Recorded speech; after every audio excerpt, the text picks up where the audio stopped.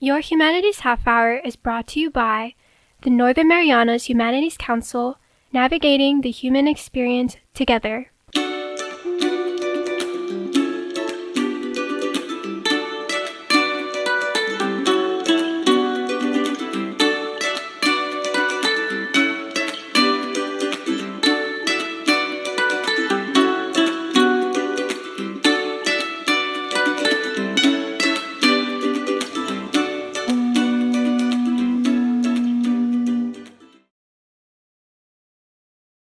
Hafide Tiro, and welcome to Your Humanities Half Hour. I'm Catherine Perry, and today we are talking about the digital archives of the Northern Marianas Humanities Council. A plethora of information available at our fingertips now, and in charge of it is Archive Manager Roberto Santos. Roberto, welcome to the Council Show, your show. Thank you so much for having me. I'm so excited. And you are definitely excited about the work that you do. What are the digital archives all about? Yeah, the digital archives are the historical content that the Northern Marianas Humanities Council has accumulated through our mission of doing research, publishing literature and resources, programming events, and stimulating dialogue. So people from the community come to us and we facilitate, collaborate with them, and often fund the projects that they do about and educating the different peoples of the Mariana Islands, including our indigenous peoples.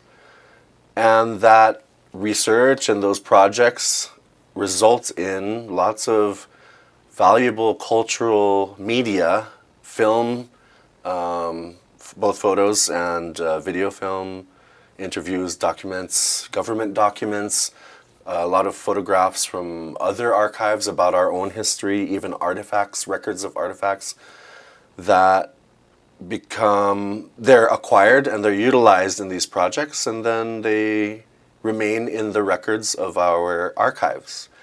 And we have digitized, or we are working to digitize most of that, so that it can live on this digital platform, the digital archives, that the public can access at archives.nmhcouncil.org in different collections. And these collections are organized into groups depending on where they came from. Like some of these files are from the Marine Corps Archive, the Navy Archives, the National Archives, or from private collections.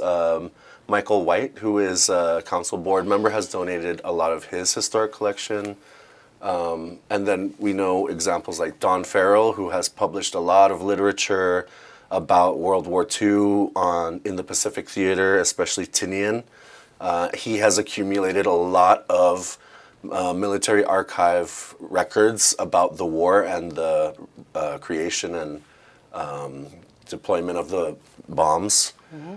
And that lives in the Don Farrell Histories Archive collection. So it's a huge variety, and yeah, you can browse it for hours and hours and find it's a treasure trove. As you do in your work. As I do, constantly, yes. You know what I really like about this archive is it's not only the peoples whose names we recognize as being an important part of our history or an important part of documenting our history, but it's really it's for my family, it's for your family. How does this mindset fit into the work that you're doing? Yes, that is really important. There are a lot of prominent people from our history featured, but we absolutely are looking to preserve our own histories of our own people. We are everyday people, but that is what makes it so valuable. We are the ones here every day. So I have started contributing to my family's archive, the Familian Pandan collection. Our executive director, Leo Pangilinan, Familian Obu, has started his own collection, the Pangilinan Obu collection. But the value in that is the everyday life. In my archive, I was telling you earlier, I included a photo of this litter of piglets that we had been raising, that my family had been raising in our farm in San Roque in the 80s. And it includes photos of my grandparents when they were young, my parents when they were young, our friends who came to visit Saipan from the US and from Japan. It includes old scenes of the beaches, of Navy Hill before it looked the way it does now. Places before they were developed, before government development, before they were utilized by the military. That's what we're looking for, is your own history, so that we can fill in those gaps where somebody might have previously thought, oh, this is not worth putting into our archives. Now we're looking for that. We're wondering, well, what happened in this blank part of history here that we didn't think was important enough? You said that your family likes to, or one of the things you really enjoy doing is looking back at old photo albums. Thinking back on those pictures, do you have a favorite? I love finding photos of my parents in their youth and my grandparents. It's magical to see them in the vibrancy and the joy and the health of their youth when they were our ages or younger. And so everything about that content also gives you so much more information. The fashion that you see in the photo, the environment, the condition of the environments around them, if there's architecture, if there are buildings, the architecture, the cars, you almost don't really need anybody to tell you what era that was if you can see enough details about what's in there. And then, of course, the expression on their faces and what they were experiencing in that moment. It's a whole narrative can unfold in those photos. So, yeah. And, of course, there aren't only photos. We love digging out slides and the slides are negative, right? Photo negatives. Mm-hmm. So you have to hold them up to the light to really see what's going on in them. And that's those are the materials we're hoping to see more of too, so that we can digitize those and turn them into digital records that you don't have to do that with. You can just look at the record. But yeah, we have family home videos on those little camcorder cassettes that we used to have in the 80s and 90s, and filled with home movies. Hi-8, I think, was one of the formats. Hi-8, yeah. And even cassette tapes of music and mixtapes on cassettes that my parents made. Just fascinating to like hear. Like recording off the radio? Recording like off I did the radio, in the 80s? yes. Yeah, Okay. I did that too, yeah. Finding those. We still somehow have those lying around. Wow. And those are things that you're open to having on the archives, provided it's not copyrighted material already, but really those things close to home that Yes, yeah, absolutely. mean something to the family. Yeah. Yeah. Like I was saying, we don't really have the tools to digitize film.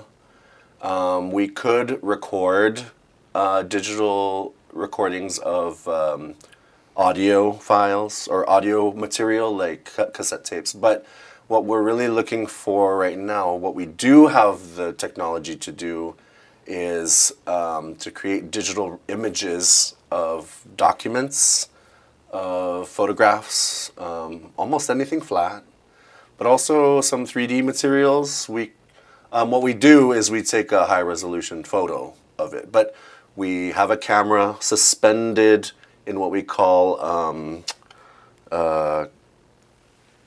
copy stand, copy stand, and it's got lighting on either side of it, so we can illuminate the object on this platform, and we take a high-quality image of it, and we take it from all angles. We can do some artifacts like this. We would love to see people bring in some artifacts like this. Yeah. So it doesn't only have to be flat materials. Mm-hmm. We will absolutely record, the carvings and I would shells love to and see weaving. some old beadwork. Old beadwork would be even the wonderful. things Yes. not before they used beads, like shells and Yes, rocks. And yeah. that If would be anybody has incredible. anything like that, Yeah. we would love. And so the idea, what this is for, is to preserve it so that we know it's out there, that it has been a part of us, and our identity, but also to allow other people to access that proof and that record so they don't have to wonder. And of course, as the Humanities Council, we get requests from researchers all over the world about the records that we keep. I often get visitors and emails and inquiries from researchers and documentarians in Japan, in Aotearoa, New Zealand, and the mainland United States, of course, from Guam. So we collaborate with a lot of people, and they might ask something like, do you have any images of women in the mestiza? Or a recent Japanese researcher was looking for, she's working on histories of Chamorro people who lived and worked and went to school in Japan during the Japanese administration and just up to World War II, of whom my grandmother was Nanlia Santos, Ariola Faust Santos. And so naturally, she asked, do you have any photos of your grandmother? And specifically, do you have any photos of your grandmother in a kimono or in Japan? So I know I do. I'm still looking. I'm reaching out to my parents and my grandparents and my aunties and uncles and seeing who has these photos, right? So that I can provide that for her research, her reference, and to very possibly be featured in her published research, her publication, which I'm hoping to see next year.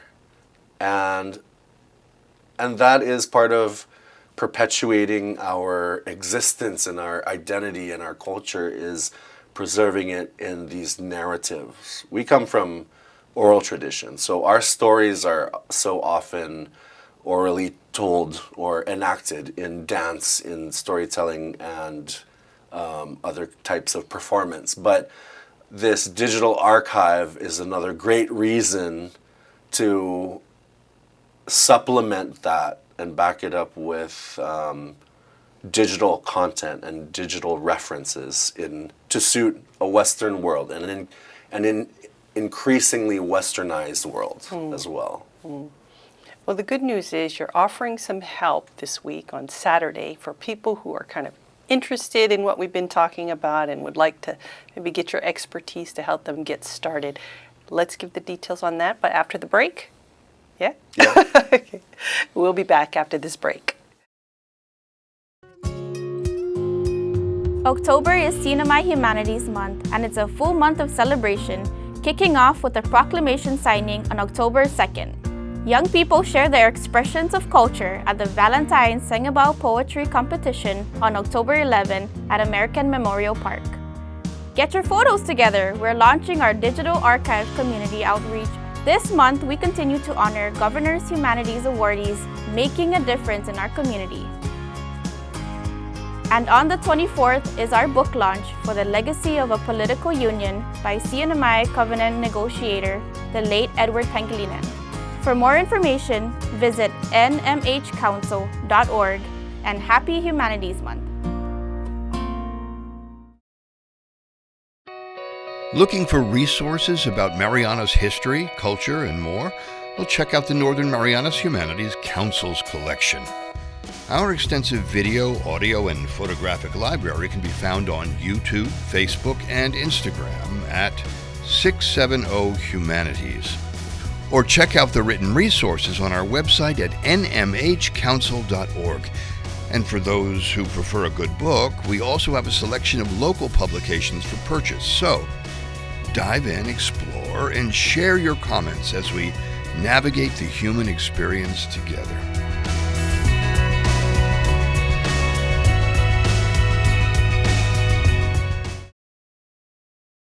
Welcome back to your Humanities Half Hour. Roberto, so what is happening on this Saturday, October 19th, that people can avail of related to really preserving their family histories? Yes, so this Saturday, October 19th, from 10 a.m. to 3 p.m.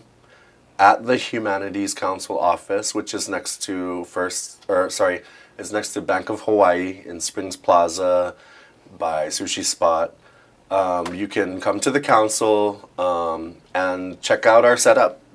Check out the tools that we use to create digital records of the materials that people bring in, and you can sign up for an appointment. We anticipate this will be a 30-minute appointment to go over the materials that you brought and then start using scanners and digital cameras to digitize them, upload them to our digital archive platform, and then fill in all the information that you can provide about it. We also have the equipment to record your own oral history about it, besides just the facts, like where was this picture taken or who wrote this document. We would love to also hear any kind of story that you have about a piece of historical material that you brought in, maybe a photo. There's a story behind a photo you brought, or I recently digitized a lot of family records about the land that their family owned and cultivated during the Spanish and German era.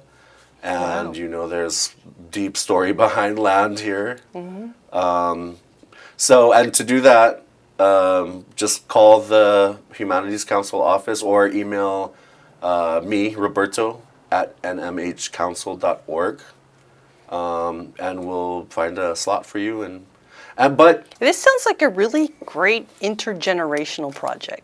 absolutely, Yeah. yes. Bringing the kids to do the technology and the typing and type the story down with the Manamco to kind of tell the story. Yes, absolutely. We encourage you to come in with your kids or with your manamku or with your friends. Even if you don't have an appointment, even if you don't know what you're going to bring yet, come by and you're welcome to see how the process goes with others and what kind of materials others have brought in. And we'll still walk you through the process. We have tablets that we can allow you to use to browse through the archive and interact with it. If that's what you just want to explore what is already on there, that'd be great. So yeah, make an appointment or don't. It sounds like a really fun digital archive open house / social gathering / Yeah, 10 to It sounds 3. like it could be a lot of fun, you know? People coming in, sharing stories, and yeah. Well, yeah, this is not, we don't mean for this to be something clinical, or this is not a museum thing. This is social. This is part of our oral tradition, is the stories that happen, the engagement of our people. The gathering is part of our cultural identity as Tautau Marianas, people of the Marianas. So yeah, that's how you facilitate people and empower them to tell their stories and to show and tell their histories. So yes, that is very much the vibe that will be going on at the Humanities Council Saturday between 10 a.m. and 3 p.m. So people can find the archives online. Now, you gave the actual website. I like to refer them to the council website where they can find the link to the Yes. archive. So I would say nmhcouncil.org, but the actual official website for the archives is? archives.nmhcouncil.org. So yes, Pretty simple. The Humanities Council website is nmhcouncil.org. Yeah. There is information about the archive there, and you can also be directed directly to the archives there. There's also education or demonstrations of the archive and videos of how to use the archive on our Humanities Council website, nmhcouncil.org. But if you want to go straight there and start playing with it right now, archives with an S .nmhcouncil.org. I wanted us to spend some time talking about the collections you already have online, and that is a long list. We are not going to be able to cover everything, so people are going to have to go and explore for themselves. But wow, there's like, gosh, 30 collections, different topics from early colonization times to just, what happened with the creation of the Trust Territory and all that. Let me just ask you to pick out a few, maybe starting with, I don't want to say your favorite, but one you find interesting or one maybe that's intrigued you when you first started uploading the data. Yes, when I first started browsing through our digital records, I think the Georg Fritz collection really struck me. First of all, one of my favorite things to see is what people wore at any given time in our history. Because we've gone through a series of administrations of completely different countries from east to west. And that influenced what we wore. And the way that we responded to these administrators and what they told us to wear or asked us to wear or influenced us to wear. So browsing through the Georg Fritz was the German administrator for the Mariana Islands, and he lived on Saipan. And he was a passionate photographer. He loved to photograph our people. And so in his collections, there are actually more than one. One is his Palau collection, and then one is just titled the Georg Fritz collection. But yeah, the Carolinian people, they're wearing usos of all kinds, and muar, and their turmar, and the beautiful woven ter like that. The Chamorro men in their stark white linen shirts and pants and their wide-brimmed hats. I don't know how any of them kept a white shirt clean. Right. I can't keep a white shirt clean now. Yeah. With laundry machines. Elegant, both are so elegant, and head to toe they were decked in their finest. And some of them, aren't wearing that much at all. But that is another thought-provoking content.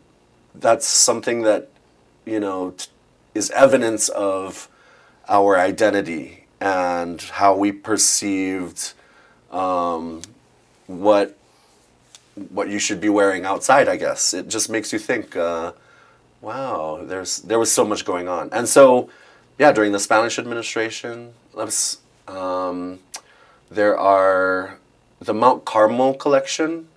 Includes a lot of photos of the Spanish nuns and priests that came to the Marianas, and the old church buildings and what they were wearing.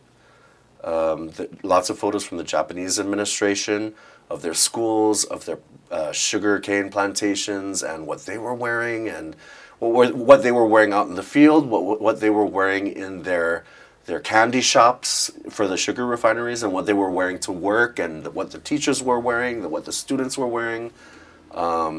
Their NKK collection is from the Japanese company, Nanyo Kohatsu Kabushiki Gaisha, I believe. Yes, I think that's correct. Yeah, that's another fascinating collection of high quality photos too. So it's really, there's so many details, and you could get lost. It's an entire landscape in one photo that tells you so much.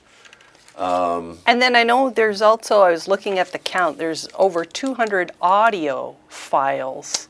Yes. What are those primarily, if there is a majority of what they are? Well, there was a rather large project that the Humanities Council sponsored with Howard Willens, and it's called Oral Histories of the Northern Mariana Islands. And it is a long, very intensive collection of interviews of people in the Marianas in recent decades. And then other audio files include a project that lives also with the CNMI archives. I think it's called the Oral History Project, but it's interviews of, I think, mostly Carolinian elders, Manamku, in the Carolinian, the Rufaloash language.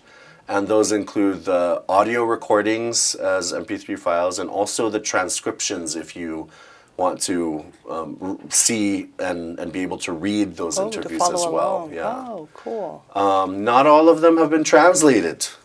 So that is another reason to have those on our archive, is if somebody can provide translations for these, we can create those records and add those to accompany all of these records. And that's another big reason to get on the archive, is we haven't completely added all the information about these records. Some of these records we never had information about. We are not sure where they came from because they weren't recorded at the time that we received them. Mm-hmm. So we're encouraging people to provide that information. If you can recognize people there, I think a lot of the community remembers or knows that we circulate photos, especially around our social media, and invite people to tell us who's in the photo and what the location is. But we want to hear more. Is there a narrative behind that? Do you know who took the picture? Do you know why the picture was taken? You know, so the digital archive platform also allows you to do that as a registered user. And people can find pretty much anything that they're looking for just by using the search function, typing in either a family name or mestiza or, you know, whatever it is that the topic may be. I want to ask you, what has it meant to you personally to be working on this project all this time? It has really, it's been really emotional, and as you can tell right now, but it has brought me so much closer to who I am and who our people are in the Marianas, and shown me things that I wasn't taught or that I didn't know and I didn't previously have access to. Maybe they weren't part of the stories that were told,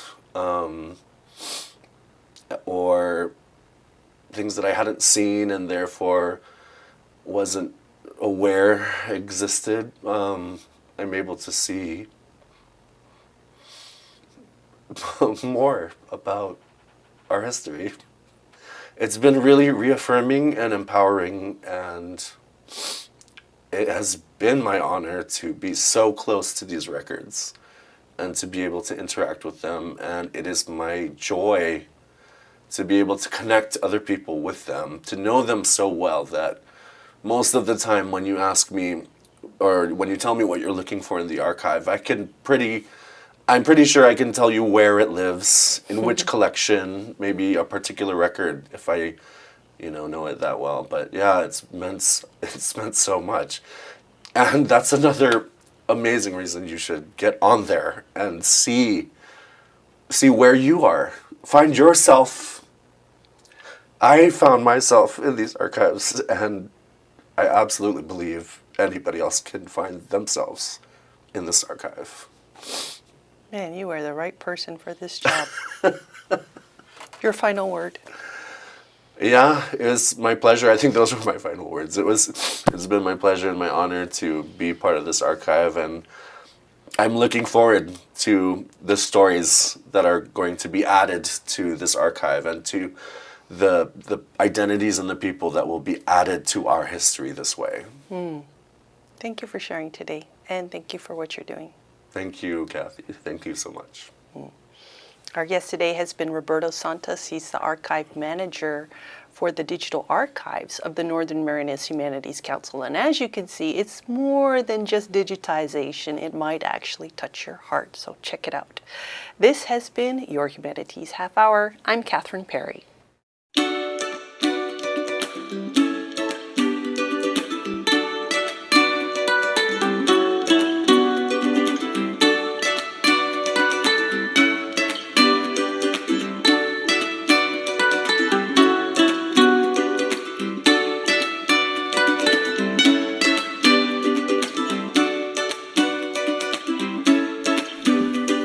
Your Humanities Half Hour has been made possible in part by a major grant from the National Endowment for the Humanities. Democracy demands wisdom. Any views, findings, conclusions, or recommendations expressed in this program do not necessarily represent those of the National Endowment for the Humanities. For more information or to share your thoughts, contact the Northern Marianas Humanities Council at nmhcouncil.org or on social media at 670 Humanities. That's 670 Humanities.